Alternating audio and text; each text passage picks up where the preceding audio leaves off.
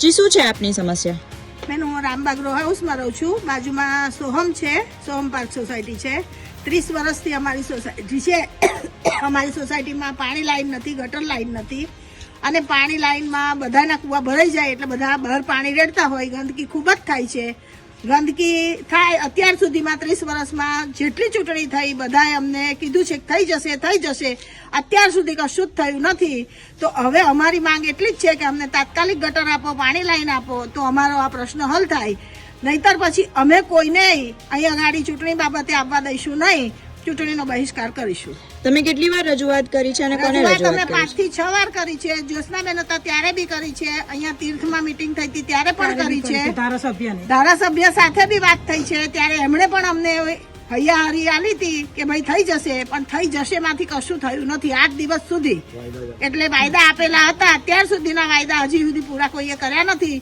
તો હવે કરવા સંપૂર્ણ અમે જવાબદાર તમને ગણીએ છીએ, કારણ કે તમારે કરવું એ તમારી ફરજમાં આવે છે. સમસ્યા મેડમ એવી છે કે અમે વારંવાર આની રજૂઆત વારંવાર આણંદ નગરપાલિકામાં આપેલી છે, જેની ગટર લાઈનની અરજી વારંવાર આપેલી છે. અને આણંદ નગરપાલિકા શું થાય, જ્યારે અરજી આપે છે એ અરજી ઉપર એવું કહે છે કે ખોઈ ગઈ છે, આ છે.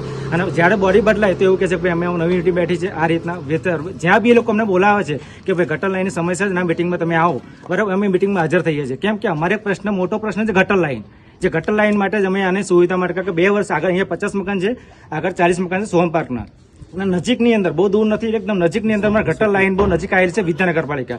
અને હા, તાજેતરમાં અત્યારે એવું છે કે વિદ્યાનગર કરમસદ ને બાગરોડ આ બધું એક થઈ રહ્યું છે, બરાબર.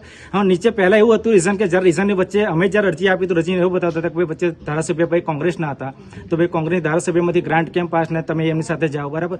હવે તો રીઝન એવું કંઈ છે નહીં. નીચે યુનિટી છે, કારણ કાઉન્સિલરથી લઈને કાઉન્સિલર જે બીજેપીના છે, ધારાસભ્ય બી બીજેપીના છે, ઉપર સાંસદ બીજેપીના છે.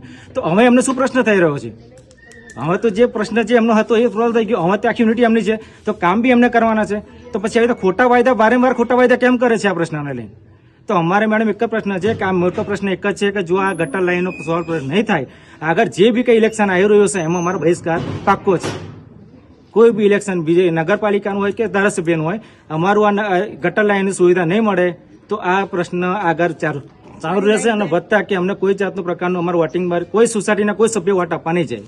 અમારો ખુલ્લો બહિષ્કાર થશે. ધારાસભ્ય યોગેશ પટેલને અમે મળવા ગયા, રૂબરૂ ત્યારે મીટિંગ કરી હતી. એમને એવું બી કર્યું હતું કે જલ નલ યોજના, આ એક શબ્દ એમને યુઝ કર્યો હતો. અમે રૂબરૂ ગયા હતા. જલ નલ યોજના બી તમને લાભ મળશે સાહેબ, એ બી ધારાસભ્ય યોગેશ પટેલ સાહેબનો શબ્દ હતા, બરાબર. હજુ બી એનું કોઈ રીઝન નથી. ચલો એ આપણે સમજીએ કે હમણાં કદાચ બેઠા છે તો એ રીઝન આપણે પાછળથી મળશે.